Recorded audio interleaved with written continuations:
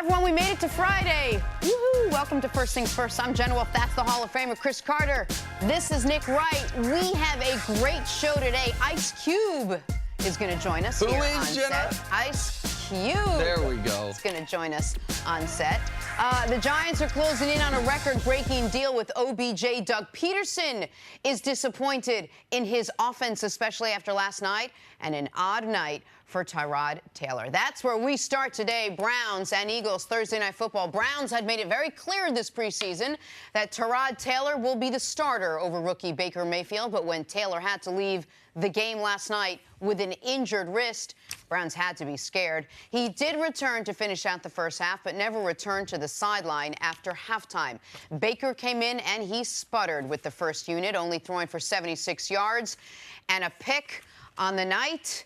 CC, before we get to Baker, what do you make of Tyrod Taylor getting back in the game after leaving with an injury? Were you surprised the Browns brought him back in a preseason game? Get the Browns. If I'm Tyrod, I'm going back in the game. Yeah. Like, why would I continue to tell you guys this. I think if I'm not on the show, this happens to be my show, there's something, I'm either on vacation or I'm doing something very, very, very important that I wouldn't be here. I ain't gonna let nobody sit in my seat. Ain't nobody gonna be co-hosting First Things First on Chris Carter. No, we trying to establish ourselves. If we've been doing this 15, 20 years, yeah, I'll take 6 weeks vacation, have people run in and out and everything. No. Tyrod knows who he is, all right? No one is giving Tyrod a whole bunch of confidence, even since he's left college football. When he went to Baltimore, he was pleased to be able to develop there. But they never told him, hey, you're going to be a starter. No one's ever promised him anything. He went to Buffalo. You know what they did since he got them in the playoffs to end their drought? Oh, they got rid of him. They got rid of him. Tried to get rid of him while there are certain players in the NFL, they know who they are. They have great perspective, great insight. They don't think they're someone else. He knows that kid, Baker Mayfield, the first opportunity is going to get in there. You said it. Cleveland Browns, they're pubbing him up. They want him in there. You think he's not seeing all that? Why would I give him the chance? If I'm not hurt, if I don't think I'm going to hurt the team, I'm going back in there. There's more work to be done, and that's why you saw him immediately get his helmet from the training staff and immediately place himself on the sideline with the coaches to let them know I'm available to go back in and do my job. That is the mentality, especially of someone who is a journeyman and someone that can be replaced easily by Baker Mayfield. No, Tyrod did the right thing. That's what I would do that. I would do that even late in my career. Guys would know, don't come in for me. The guy's like, the coach told me to come in for you. No, I'm staying in. And Denny Green would be like, Chris, come out. And I'd be like, okay. Okay, but you have to assume that the Browns want to take care of him. The Browns know that they need him for the games that actually count. So why would the Browns, despite what he says, I don't think it was the type of injury that they were worried about further injury. I think that, listen, I thought when it happened, I tweeted it out, I thought he broke his wrist. I thought there was a fracture in his wrist. It bent funny to me. I was devastated for him. People are going to amputate his arm. But football players, we have to play. When you're when you can lose your job, all right? Like, he knew he wasn't injured. But he's already been named the starter, so why would he lose his job? Hold on a second. Wait, let me do this real quick. Because if he had a broken wrist, though, he wouldn't have been able to go He wouldn't have been allowed. Of course. They wouldn't have given him his helmet. No. They would have removed that variable from him. Exactly. That's the point I'm making, is he's on the sideline. At first, right after he goes down, players start calling over the training staff. He hops up and runs. They then take him into the locker room, assuming to do an x-ray. They realize he does not have a broken wrist. And then exactly what you're describing is what I think happened, which is that he said, no, like, I can't. I have been named the starter, and I am the starter in name. But I also don't just have a first-round pick behind me. I have the #1 overall pick of the draft behind me, a guy who you, I think, very intelligently yesterday pointed out the team on its Twitter account is putting out, letting him goof on the GM. Like, as much hype surrounding this player as anyone in the draft. I cannot get Wally pipped here. Like, that's not going to happen to me. It's going to happen to him eventually in the pregame. I think Troy Aikman mentioned it, that Tyrod's the 29th starting quarterback for the Browns in the last 20 years or 10 years, and pretty soon Baker's going to be the 30th. We all know, is Strahan that said it actually, that eventually Baker's going to take over. This is a unique situation because in the meeting before the show, our producer Keta said, you know, for the vast majority of starting quarterbacks, if you have any type of injury in a preseason game, no matter how minor, your coach isn't letting you go in. Totally agree. Right. This is an outlier situation. And those quarterbacks know they don't need to go in because they have solidified their position not only with the coach but with the organization. And is this, so the only question would be, in your eyes, something like this, did the Browns, was he at further jeopardy for further injury by going back in the football game? What difference does it make if they're going to put the kid in anyway? Like, I mean, football players, other players play with nicks and bruises and bumps. That's what he had. Once they got past, is he injured or not, we know what the inevitable is, all right? Baker Mayfield is going to play. And as a veteran player, you would be naive, not being aware of what's going on around you, if you would think that, you know something, I'm just going to let him play the rest of this 3.5 quarters of the game. That would not be a good professional move. And now, I don't expect people who watch football to understand that mentality, but Tyrod has the right mentality, and the coaching staff understood that. And I said yesterday on the show that one of the reasons I was excited to watch yesterday's game was Tyrod has done everything in his power to hold off Baker. Because Baker's played up until last night, he played well in the first 2 preseason games. But Tyrod hadn't made a mistake yet. Tyrod was 75% of his passes, led the team on scoring drives. And we mentioned yesterday that, barring injury, Tyrod was going to be the week 1 starter, but the narrative could shift with a bad Tyrod Taylor game and a great Baker Mayfield game. It could have really shifted with a Tyrod Taylor game where they haven't scored points and he gets dinged. What would the question be if Tyrod had not come back in? What would the first question starting the show be? Right. Is Baker Mayfield now going? And you know what Tyrod did? He removed that question by coming back into the game. Except that Baker did come out in the second half and didn't play well. He actually had probably one of his worst preseason horror games, yeah, that he's had. But he doesn't know that going into it. Correct. He doesn't. Except that he has, well, I don't know, he has the notion that he's the starting quarterback, plus the general manager, who has a history of when he makes a Baker declaration. Mayfield does not have that notion. No, Tyrod Taylor does. Tyrod does not think that he is like a starter. He thinks, I'm a guy that right now I'm actually just driving the car. He can't think that he's a starter with Baker Mayfield being the #1 overall pick. Does that make sense to you guys? No, it makes sense, except that we have talked the last couple of weeks. I only bring that up about John Dorsey having worked at different organizations where once he makes a declaration that someone's going to sit, they sit. It's not like the situation in Buffalo where maybe A.J. McCarron is healthy again. He could play. Maybe Josh Allen will play. It's been pretty much stated. Right, but the one thing that can change it is injury. Correct. And that's why he was trying to make, I felt he was trying to make clear to everyone, I'm not okay. hurt, that it was a different situation. I thought in real time watching it, he was seriously hurt. I didn't think there'd be any question about it. If you have a fracture in your wrist, even whether it's hairline or serious, you're going to be out a few weeks until that heals, non-throwing hand or not, unless you're a defensive lineman where they can just put a cast on it. Like, I thought he was significantly injured. When he came back on the field and there was nothing on his wrist, I said, oh, okay, so it's not broken. They obviously did the x-ray. And then he wanted to remove all doubt because Chris is right that every show in America would be asking, even if the report was the exact same injury report, no fractures, just got injured, or just got hurt, I should say, the question would be, okay, is Baker the starter now? Now, maybe not if Baker plays very poorly, but there was no way to know if Baker was going to play very poorly. So quickly before we move on, what did you think of the way Baker played last night? Who had a better game, Tyrod or Baker? Neither one of them played well. Their offense, they sputtered. The best player on their offense, I thought, was Carlos Hyde. Yeah. And you can see he's a quality running back. He's going to add a lot to their offense. They need another wide receiver. How dependable will their tight end be? That's going to be proven out over the regular season. He wasn't creating a lot of separation. Very good athlete, good prospect, good project. But Jarvis Landry is not enough from a wide receiving threat. They need Josh Gordon. They need someone else to be able to step up so we can look at the quarterbacks and be like, no, this is a football team. As an offense, they didn't play well. All right? That's how you get 5 points. All right, there's no way you can leave a game with 5 points unless you're playing against the 85 Bears, Ray Lewis, and the Ravens, and be like, hey, I'm happy.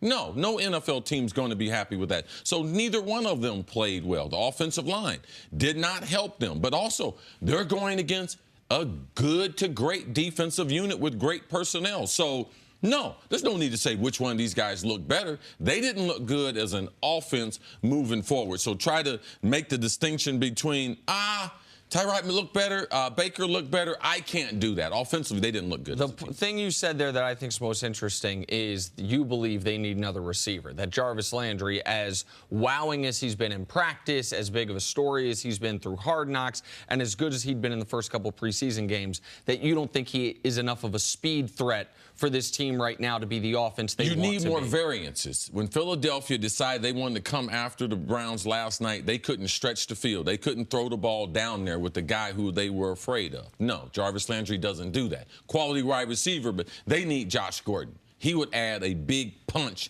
to their lineup. Best player for the Browns yesterday was Myles Garrett, and we'll talk more about him later. He looked like the guy they drafted, different guy they drafted #1 overall a year ago. And then speaking of receivers, Des Bryant's name is back in the mix. We will talk about that as well. But coming up on the other side, are the New York Giants on the verge of a comeback season for the ages? That's next on First Things First. Fox Sports Golf host Shane Bacon here, and with summer winding down, I wanted to tell all First Things First listeners about an exclusive offer from teeoff.com. Ridgewood Country Club isn't the only must-play course in the tri-state area. The golf club at Mansion Ridge is a Jack Nicklaus design that boasts the same pristine conditions at a parkland-style course. But if you're looking for a links or a beachfront-style course, check out a collection of thousands of other great golf courses across the country at teeoff.com by the PGA Tour, the official tee time reservation site of the PGA Tour, and start booking tee times without booking fees. That's right, no booking fees. Every course, every tee time. Plus, as a valued listener to the Clubhouse podcast, that's my podcast, you'll get to save an additional 25% on deal times with a single-use promo code TEEOFFBACON. And if you like this golf stuff, come on over and give my podcast a listen. The Clubhouse with Shane Bacon. I talk about golf. I have guests that like golf. It's pretty golfy. I just said golf way too much. That's a lot of golf. The Clubhouse with Shane Bacon. Listen to it. All right, back to the show. Moving on to Odell Beckham, who some could say has had a quieter preseason than I have, and I did literally nothing. Odell has flown so far under the radar, the Giants are finally closing in on a contract extension. Two sides progressing towards a record-breaking deal for the young receiver. Hearing this could actually get done by the start of the season. And Nick, I'm sure makes you happy that his hair is as yellow as ever. It's almost white now, yeah. Cece, how important is it to get OBJ's record-breaking deal done by week 1? I don't think it's that important. I think that right now both sides realize that they want to be together. Odell's doing his part. The Giants have always done their part. They've gotten fairly close to a deal. It's not important that it's done week #1 when you know you're close, like you know you're going to have the money. The player has the confidence he can go out there and not be worried about a career-ending injury.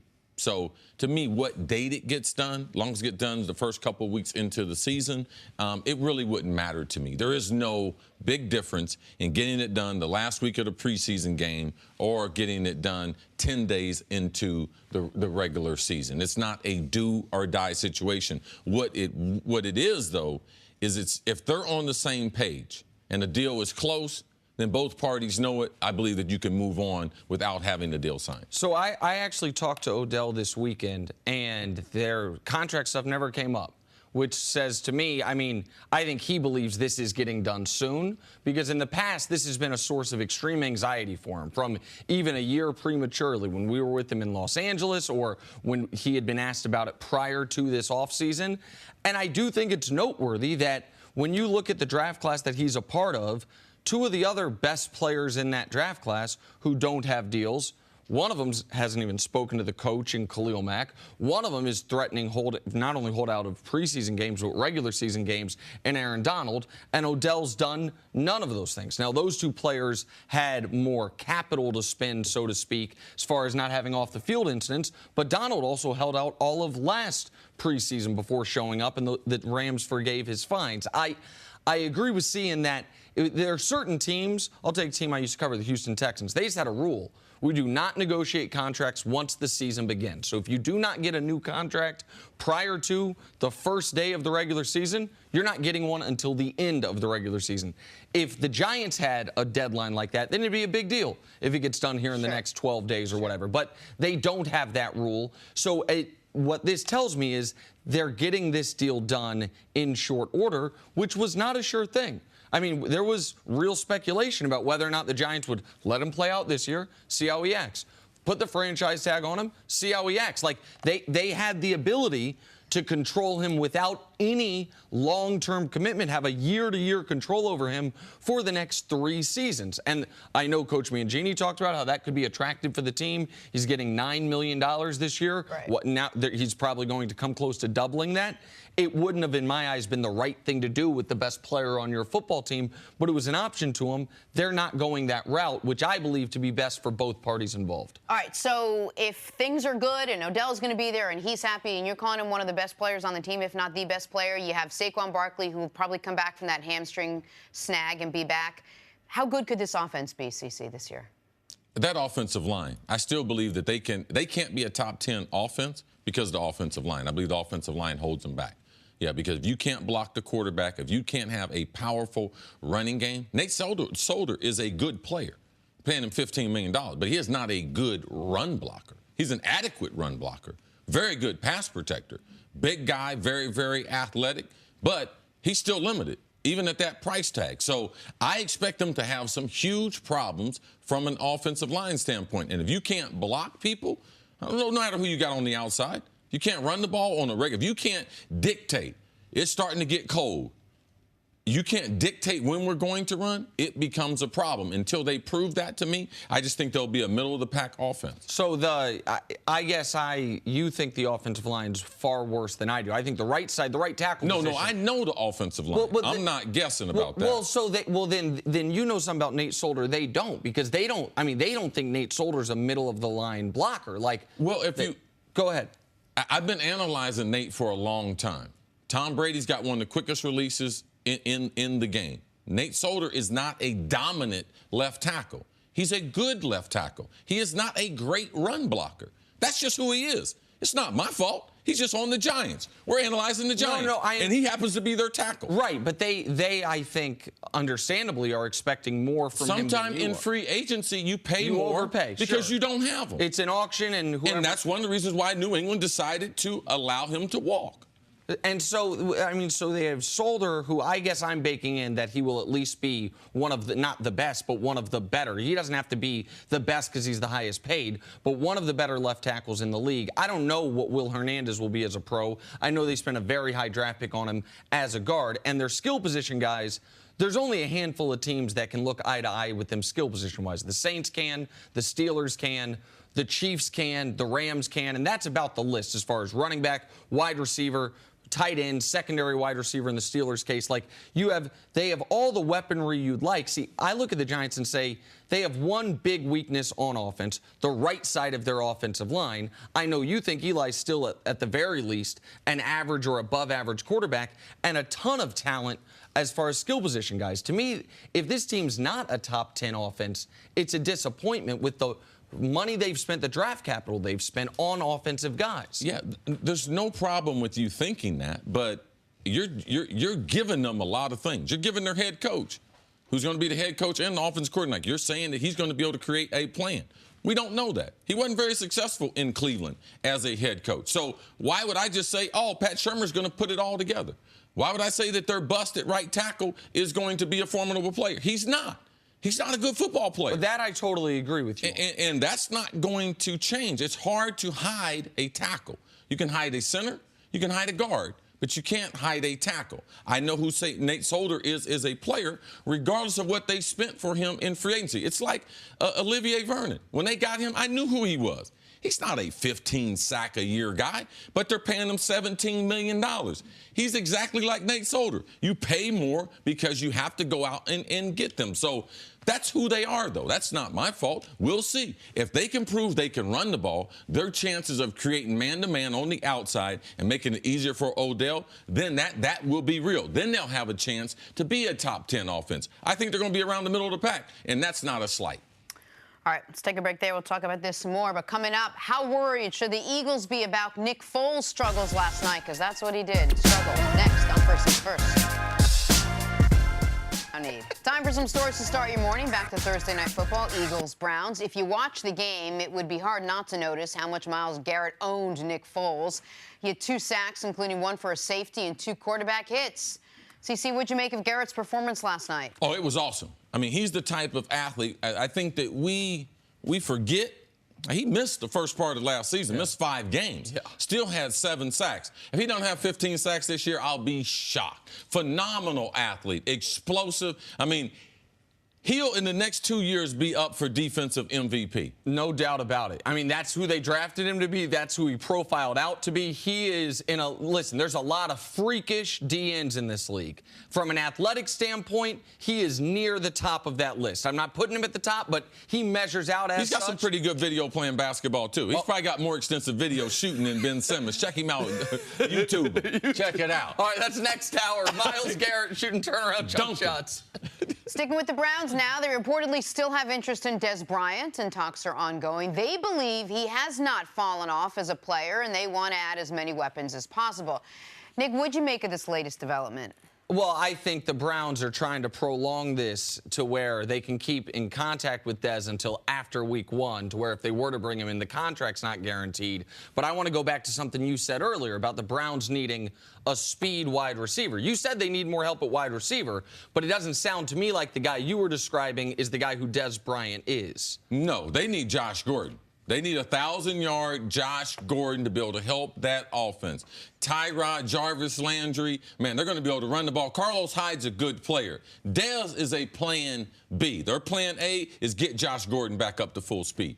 All right, on to the Chiefs now. They're wide out. Tyreek Hill had some interesting comments yesterday about how good he and quarterback Pat Mahomes might be. He said, quote, "I feel like me and Pat could be the best." Now, keep in mind, last season, Tyreek was 7th in receiving yards despite missing a game. Nick, do you agree with Tyreek? I think if he would have added something to it, I think they can be the best deep ball combo in the league this year, potentially. I don't think they're going to be the best quarterback-wide receiver duo. Mahomes is essentially a rookie, and Tyreek does certain things very, very well as a wide receiver, but he's obviously not your prototypical can-do-it-all, run every route on the route tree wide receiver. But I think this type of play, they can be the best in the league at that. Mahomes uncorks one and Tyreek gets behind the defense. I do believe that. Yeah, I believe they'll probably lead the NFL in most plays unscripted, like when the quarterback's scrambling and Tyreek decides to go deep. I think they're going to be very good at that. That's not hard to get in sync with a young quarterback. But the combination of Kelsey, Sammy Watkins, they should have a special group of wide receivers. Now, as a group, I wish he would have said that. As a group, we can be the best in the NFL, because he has no chance of being the best NFL wide receiver. All right, we'll end with one of Dak Prescott's most no important chance. offensive linemen, center Travis Frederick. Frederick was diagnosed with Guillain-Barré syndrome, and it is unclear when he will return. CeCe, how will the loss of Travis Frederick impact Dak and the Cowboys' offense this season? When we talked about Dallas and the amount of resources that they had put into their offensive line, and you have Zeke and Dak on their first contract. So if that offensive line, they really can't sustain an injury, because they are the heart and soul of that football team. The defense, who we believe is going to be better, and I believe can be a top 10 defense, but they're not going to be as effective if they have to play 31 minutes a game in that time of possession that the Cowboys, because they can't run the ball. Now, besides a left tackle, a center is the most important cog to an offensive line, because he is the quarterback. He's calling the protections. He's making all the line adjustments for all the line stunts. So a center is very, very important. And we want our quarterback in Dak in year 3 to grow. Man, Travis Frederick not being in there, that's going to hurt Dak. So he's got more responsibility in reading the front, reading the defense and helping the line make sure they get into the right calls. And it's an unfortunate injury. I had never heard of it. If I didn't have my good friend Mark Schlereth that gave me the information, and I listened to a podcast with the information on it, man, this is awful. Very, very scary stuff. You're talking about paralysis. You're talking about long-term damage potentially. Now, they did get in there and diagnose him quick, and he's already received his second treatment. So the prognosis does look good, but I mean, there's a chance he might miss all the season. I don't believe the Dallas Cowboys can recover from Travis Frederick, who's probably the best at his position in the league. Well, so that last part is a key part. We talk about their offensive line, the three great offensive linemen they have. Tyron Smith is one of the best left tackles in football, and at times is the best. Zach Martin is one of the best guards in football, and you could argue is the best. Travis Frederick is the best center in the league. Like, he's the best in the league at what he does. And let's also not forget, how did the Cowboys spend their second-round pick on an offensive lineman, a rookie who they would like, theoretically, to play right tackle? You know who a rookie right tackle would like to have? A veteran awesome center telling him about the checks, the protection shifts, the different things that Travis Frederick can do pre-snap. That is one of the reasons, in addition to everything he does post-snap, that makes him as good as he is. And this is, we talk about teams adding to their strength. The Eagles, they had great D-line. Let's go add more D-linemen.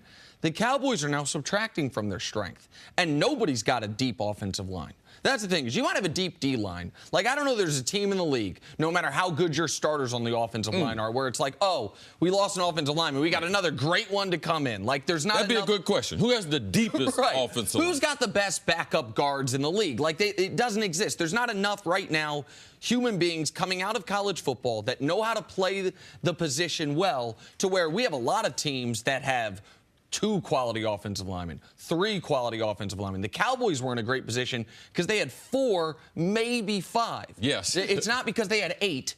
And so this is a big deal. It's a really big deal for a team that we said, what's the path for the Cowboys to getting back to the playoffs? The best offensive line in football is the first thing we always say, and then Ezekiel Elliott. Now, Zeke's a special enough running back. He doesn't have to have a great offensive line to be effective, but it sure as hell helps. Where they miss Travis Frederick, too, in the passing game is him getting out on the screen passes. Typically, the center is the guy to get out there, and he's a great athlete, very, very smart player. So Zeke can be effective in the passing game, but I believe he will be effective in the running game because the center's ability to be able to block at the line of scrimmage, and Travis can get up to that second level, and that's the reason why he's the best. It's not because he's the strongest, the fastest. He is a combination of all those things, and until he gets back in that lineup, until he gets back to full strength, because there's a thing with strength, weight loss involved in these issues that can be very, very troublesome for a professional football player, let alone just a regular person. All right, let's get back to last night's game between the Browns and Eagles, a little Thursday Night Football. Carson Wentz did not play. Nick Foles did, sort of. Not the Nick Foles we came to know and love in last year's Super Bowl. This Nick Foles turned the ball over 3 times in the first half, was sacked 3 times, stripped for a fumble, and down for a safety. It was reported last night that Peterson was disappointed in Foles' performance. Peterson claims he was disappointed in the entire offense, not Foles specifically. Here is Nick Foles after the game. I know that this game's a process and that I've played this game my whole life, and I haven't always played great games. There's times where these are the toughest ones where you just have to keep battling. It really shows you what you're made of deep inside. And I was going to keep firing it no matter what. I mean, I didn't want to throw any more picks, but I was going to throw another one. I was going to keep firing the ball. You can't play with fear. I didn't play as clean as I wanted to, but I know that knowing me, knowing this team, that we're going to learn from and move forward. There's a lot of great stuff to learn from this game. It's an emotional game. It's not fun playing the way I did. It really hurt us tonight, but I know that I can improve and I will improve. CC, this is just the preseason, but how concerning was Foles' struggles last night? And not concerned. That's why Nick Foles is not a starter, because he's not consistent. You guys asked me last year in the last quarter of the season, Nick Foles, man, you guys worry? This is who Nick Foles is. Backup quarterbacks, they're not as consistent. They don't throw the ball as much. They don't make as good of decisions. They will turn the ball over. They are prone to interceptions in bundles. That's who Nick Foles is. Nick Foles caught fire NFC Championship game against the Vikings. Great crowd support. Man, he had some receivers make some plays. He made some throws. And in the Super Bowl, where he dueled with Tom Brady. But Nick Foles was not great last season. Let's not forget what really happen. So, no, I wouldn't be surprised. But I do like Nick Foles' attitude that he realizes this team, needs to support the quarterback, and he can win even though he doesn't play great. And I like the fact that because he wouldn't have been this way early in his career. I was getting ready to throw it. I'm going to throw it. I don't know if they're going to catch it, but I didn't want to throw another pick. But I like that part because that's the part because he knows that his players and the coaching staff, they have confidence. Most backups, they don't have confidence in them. So Nick Foles, no, I wasn't alarmed. No, I wasn't. I didn't leave the game disappointed. Did he make a couple mistakes with the football I don't want my veteran quarterback to make? Yes. But this is the way backup quarterbacks, and this is the way Nick Foles will play. If he was the starter for Philadelphia, you can get used to 5 or 6 games just like this. This is what I thought I was going to see when I said the Eagles can't win the Super Bowl. When Carson Wentz got knocked out, I thought they had a typical backup quarterback. I thought Nick Foles was going to be the guy he had been the last few years. And you can't beat good teams with quarterback play like that. They had a very, I don't want to say fortunate, they had a great defensive game in their first playoff game when Nick Foles didn't play this poorly, but played really poorly. And then what you're saying is absolutely right. Like, we saw the moment it happened when he caught Alshon Jeffrey down the sideline in the NFC Championship game. And from that moment forward until he's hoisting the Super Bowl trophy, he played 7 quarters of football, unlike anything we'd seen from him. People say, oh, what about that 27 touchdown, 2 interception? No. It wasn't those types of throws. That was a Chip Kelly offense. Yep. It was very different than it was an out-of-body experience for Nick Foles. Now, what impact does it have? It has an impact to me on a few things. One is I don't think you can help but be less optimistic about the Eagles' chances in Week 1 if Wentz isn't ready, because Nick Foles has not yet played well at any point in this preseason. Like, he got dinged and we thought he had a broken collarbone. Turned out he didn't. But the last game Nick Foles played well in was the Super Bowl. The other thing it does is we've talked about if there's a quarterback injury, who's getting the phone calls. Well, I think the Jets will get phone calls for Teddy. The Colts might get phone calls for Jacoby Brissett. I think the Nick Foles trade market has cooled substantially for a team if there's a quarterback injury based on where he was after the Super Bowl, where he is right now. But I maybe erroneously thought that Nick Foles had recaptured something. When you play that well on that stage, I think being confidence is a huge part of being a pro athlete. Nothing could imbue you with more confidence than winning Super Bowl MVP, out-dueling Tom Brady. But he went right back to we've seen a lot of Super Bowl MVPs like Nick Foles who went right back to being normal. Not at the quarterback position, though. You're right. We've seen Larry Brown. We've seen a lot of guys that were outlier MVPs on either defensive players. I totally agree. But we'd never seen quite this situation where it's the quarterback where he is out-dueling the greatest of all time. He's, right. I don't know if he out-dueled Tom Brady. Tom did throw for 500. Okay, so you're right. He won it. He was eye to eye with Tom Brady in that football game. Yes. And so you're right. Brady played great. But where Foles played that well on that stage against that opponent, and then in the preseason, and we can't, by the way, say, oh, well, the Eagles didn't have all their guys. Like, Vitae didn't play well in that game. Myles Garrett ate his lunch. But Nick Foles, every game Nick Foles played last year was with Vitae. Like, the Eagles did what they did with backup players last season. Were you concerned at all with the way the Eagles played and have been playing in the preseason? I'm not concerned because their overall depth. They got a lot of good players, and their best player is not playing yet. Alshon Jeffries will also be added to that. So you add Carson Wentz, Alshon Jeffries to Jason Peters, left tackle. Oh, shoot, you've added some ball players. Like, no, I'm not concerned. I'm not concerned. I don't get concerned with veteran teams that struggle in the preseason because they're trying to accomplish a number of different things that younger teams aren't. Nick Foles has not looked well. Vitae, left tackle, right tackle, has not looked well. So they've had some players in particular that have not looked well. But I believe that the Eagles will be ready week number 1 against the Falcons. The concerning thing for the Eagles through the first 2 weeks of the preseason was the defense looked really shoddy. They allowed 31 points in the first preseason game. The Patriots scored 100 on them. Yesterday, the defense looked like the Super Bowl defense, but they, of course, offensively did the least you can do in a football game. They got shut out, and they got shut out by the Browns, and we don't think the Browns' strength is going to be the defense. To me, the most instructive part of yesterday's game was, and it wasn't just Nick Foles, but it was how much, I'm going to keep mentioning this player's name today, how much a great D-end can wreck a game plan. Myles Garrett was all over the backfield, and Vaitai could do nothing with him. Now, Jason Peters is 37 years old, coming off a torn ACL. He's also one of the great left tackles in this league. And so is there some concern that if Jason Peters, either age or injury, that the Eagles don't have? We were talking about what teams have great backup offensive linemen. We thought the Eagles had a very quality swing tackle. I am less confident in that today than I was yesterday. So that part is at least moderately concerning to me as well.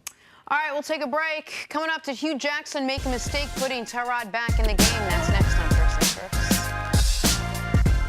Welcome back to First Things First. Super Bowl champ Chris Caney joins the show. What up, man? Good to see you. Hey, Chris. Hey, Jenna, how you How's doing? it going? I'm good. Doing pretty good. Awesome. All right, so the Cleveland Browns have been telling us all preseason that Tyrod Taylor is the team starter. So when Taylor fell, bent his wrist back, left the game, and then came back, people thought he'd be done for the night. He did return to finish out the first half, but never came back out to the sideline after halftime. Baker Mayfield did come in, sputtered with that first unit, only threw for 76 yards and a pick on the night. All right, Chris Caney, we're going to get to Baker in just a second, but first, what was your reaction to Tyrod coming back in the game after hurting his wrist? Well, it felt like a player that wanted to get back out on the field. And I think Tyrod understands the inevitable that at some point Baker Mayfield is going to replace him as the starting quarterback of the Cleveland Browns. I mean, this is something that's obvious. When players are in the NFL and you see guys Have you ever been in this position?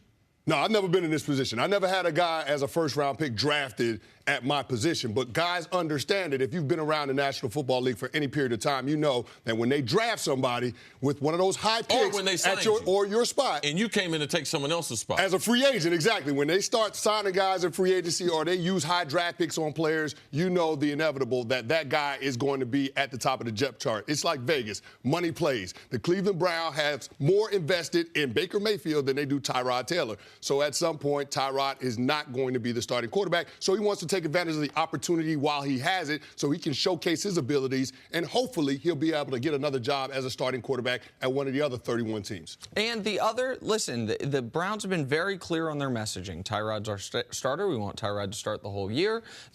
There is one easy, for every team in the league, exit ramp from whatever you've been messaging, and that's injury.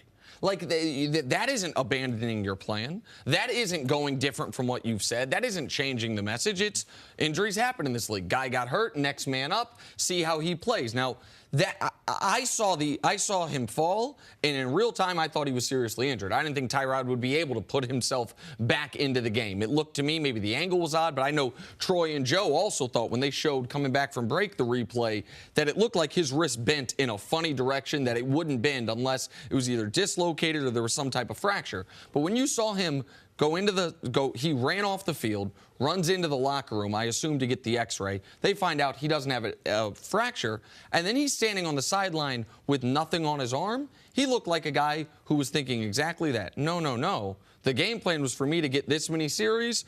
Just because we're going to have to go back and forth, I'm still getting that many series because we can't also look at this knowing Baker struggled.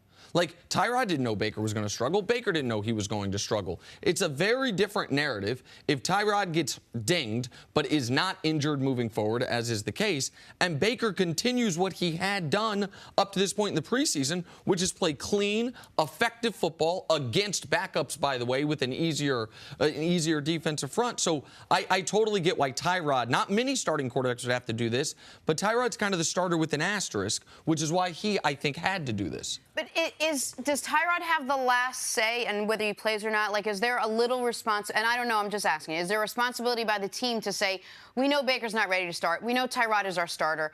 I know the X-rays were negative, but I don't want to put him in a position where maybe there was a tear or something. Why don't we just shut him down for the night? It's not going to change our opinion on anything. Isn't that the responsibility of the team to maybe jump in and say, well, first, when he got injured, he went into the tent. Then he went into the locker room. In the locker room, they have every state-of-the-art piece of equipment. They have qualified doctors that they knew exactly when he came out of the locker room. Now, as a player, At that point, is there an injury? No, there's not an injury. It's called a woo-woo. It's called being nicked. It's called everyday life in the NFL. So at that point, the training staff cleared him. So at that point, Tyrod and the coach probably had a conversation. He's like, how do you feel? He said, I feel good enough to go back in. And at that point, it's up to the player, if he can go in, to be able to join his teammates. They are at work, and to be able to finish this preseason game. This is how you turn the culture around, by a guy playing when he doesn't have to play. All right? Because we can't forget they've won one game in 2 seasons. Right. So if everyone took off when we had a little nick, all right, you can't develop some type of culture. And that's also the reason why yesterday when you talked about Josh Rosen, he hurt his thumb.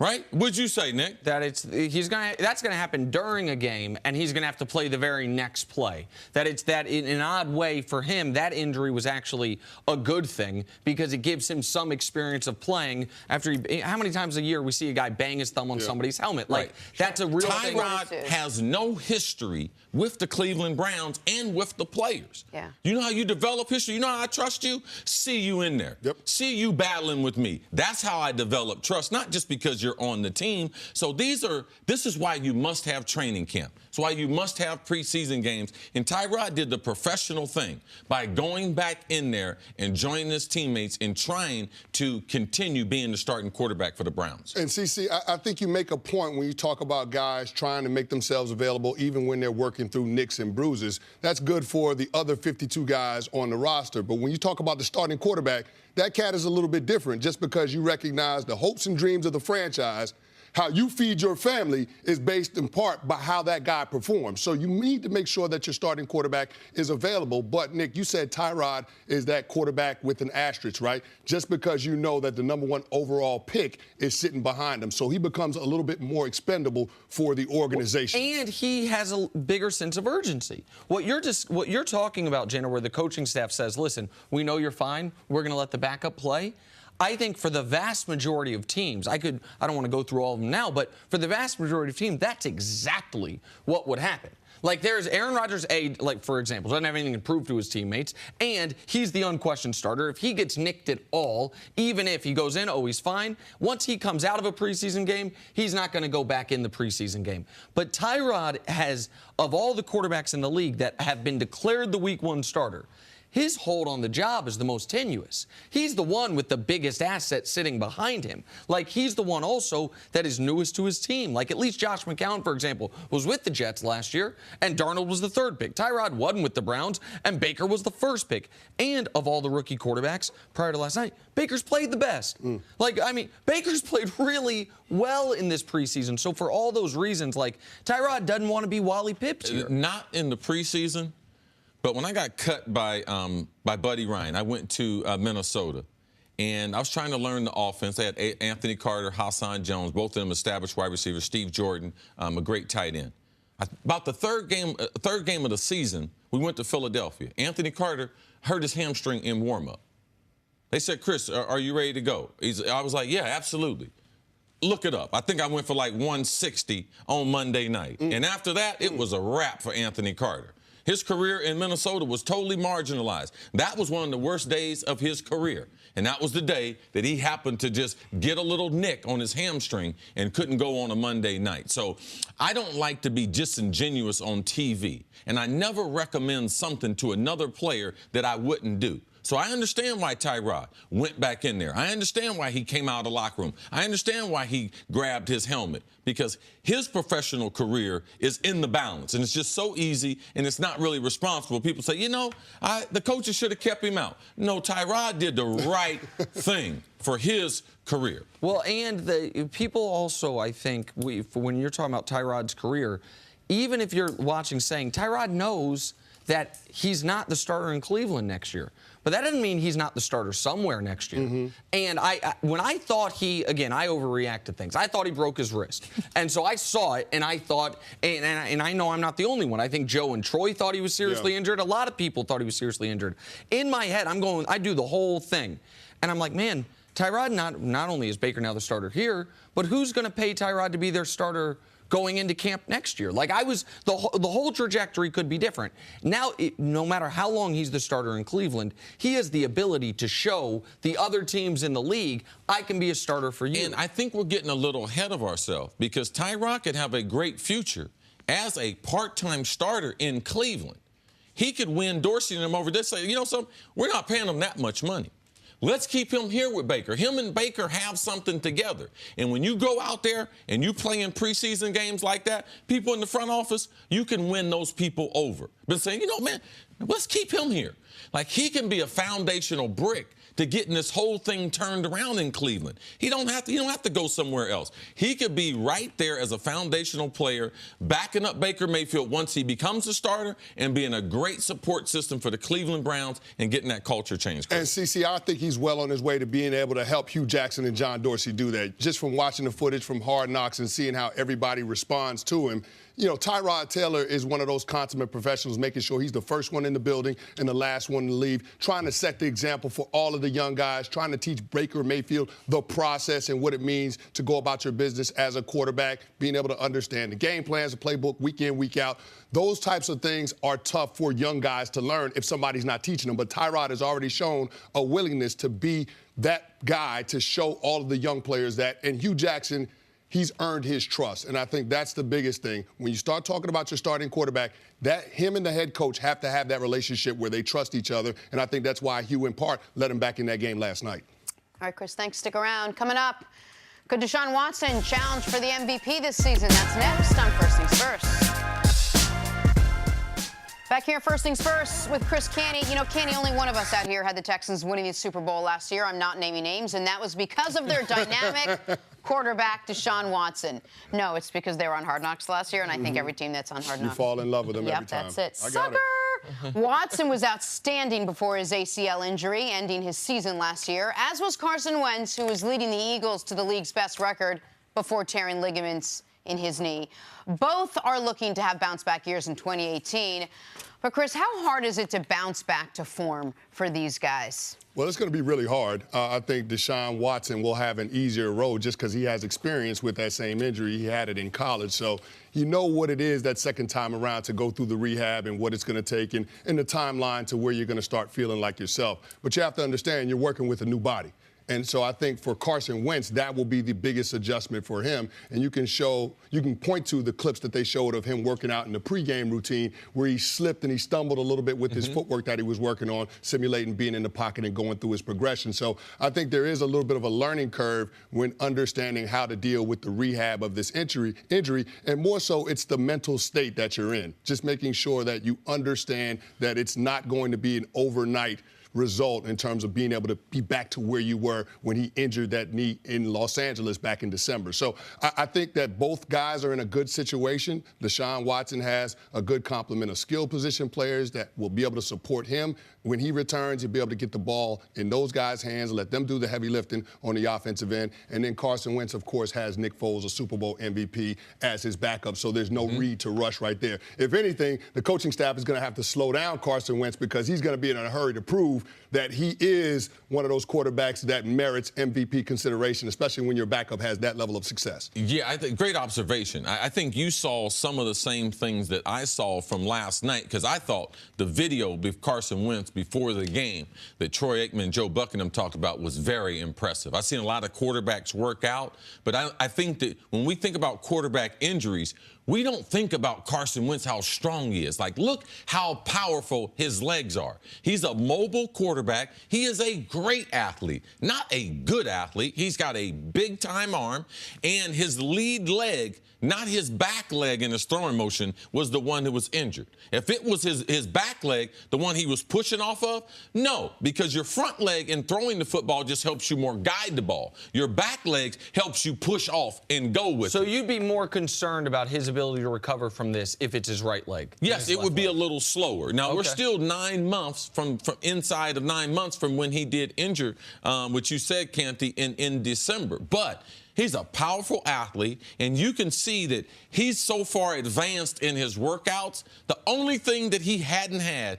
is just live bodies around his legs. But you can see with the cone drills that they were doing, with him anticipating being able to move in and out of the pocket, he is a great athlete. He's just not some nimble guy. He is not Teddy Bridgewater when he got hurt. He is not Sam Bradford when he got hurt. He's not even RG3, who was a great athlete but didn't have the strength throughout his body that Carson Wentz has. That's what I've seen with Carson Wentz. And watching video coming out of the Texans practice, I think Deshaun Watson, his throwing motion, has really gotten even quicker as far as releasing the football. People talk about his deep ball, lack of being accurate. He's proved that last year he can do that. Now, can he do that over a season? I believe both of their stats, which their touchdown to interception ratio, Nick and I have talked about this, it might not be as great as it was last year, but they could still have the MVP type of seasons because that's just the way it goes. When Aaron Rodgers was MVP, when he came back the next year, he threw more interceptions, but he was still on a level that you would consider him. You see that in Brady year in and year out. Well, so that I think right there is the key. Bill Barnwell wrote a great article on this. He's one of, I think, the smartest football writers out there, talking about, let's pretend these guys didn't get hurt and say, where do we think they will regress from last year? Right? So let's remove the knee injury entirely. What was the thing about Wentz I couldn't stop talking about last year? How amazing he was on third down. It was one of the best third down quarterbacking seasons we've seen in a decade. It was actually, according to Barnwell, one of the 10 best seasons. The other guys on the list, Brady's got a couple years, Manning, Rodgers, Breeze, every single one of those guys. The next year was much closer to league average on third down. In that regard, the water finds its level. So when he has a 123 rating on third downs, like, hurt or not, you can't duplicate that year after year. That's Carson Wentz. Now on Deshaun Watson. Watson had a remarkable season in this regard. He had the third highest interception rate in the NFL. Only Kaiser and Simeon were higher. And he still had these unbelievable numbers. Unbelievable because of the volume of touchdowns, because receivers only dropped 1% of passes that he was throwing when the league average is about 4. Right. Those are areas where if he never hurt his knee, you are likely, it's hard to have that type of great season with that many interceptions. The last quarterback to do it, according to Barnwell, was Y.A. Tittle. That was in 1963. So there's reason to believe for both of these guys, statistically, they won't be the same, even if their bodies are as healthy as ever. And we know their bodies obviously aren't as healthy as ever. I know Deshaun Watson was so fantastic coming out of college, but was last year too small of a sample size for you, CC, to know that he's going to be able to be this good or to be able to project? We saw so much more from Carson Wentz last season. No, I believe Deshaun Watson's going to be a great football player. It's just a matter of when he hits, and I try to talk to Nick about the difference between the good players and the great ones. The great ones get to their peak earlier. They get to their prime earlier, and they hang in there longer. It's just a matter of when he gets there. And then once he gets there, how long can he stay there? Because I believe he is going to be one of the faces of the National Football League for the next 10 years. He is what we've wanted to see between Cam Newton and Michael Vick. That's who Deshaun Watson is. He is that new cat. And I believe he's going to dominate in the league for a long time. Yeah, I agree with you, CC. I think he wants to be great, and he's willing to put in the work. And you see his understanding of the NFL game. You don't usually see quarterbacks have that quick an ascent in terms of being able to grasp what the NFL game is all about and get acclimated to it. But, Nick, you said something about the statistical seasons of Carson Wentz and Deshaun Watson, and maybe they might regress back to league average. The one thing I will say, and I'm agreeing with you in that capacity, the one thing I will say is by both of those quarterbacks being on the field, you're going to see a difference in terms of how they impact their team winning. When Deshaun Watson was out there on the field last year, the Houston Texans averaged over 30 points a game. When he wasn't the starting quarterback, it was less than 20. Yeah. So you see that, and of course, with the Philadelphia Eagles and Carson Wentz, they were the best team in football. Now, I understand that Nick Foles went 5-1 as the starter once he got hurt, and they won the Super Bowl, but it's a different team. It's a different team. Listen, that Atlanta Falcons game in the divisional round in Philadelphia is not as close if Carson Wentz is the starting quarterback. So I look at that and I say maybe he might not have the same statistical season, but Carson Wentz, when he's there, their team is going to have, it's going to be the same impact on winning. He made them coaches a lot better, too. He sure did. Got them coaches a lot richer, too. Thank you for listening to the First Things First podcast. Remember, leave us a review and tell us what you think. Subscribe to the podcast on Apple Podcasts and catch us on FS1 Monday through Friday, 6:30 a.m. Eastern. For Chris Carter and Nick Wright, I'm Jenna Wolf. So long, everybody.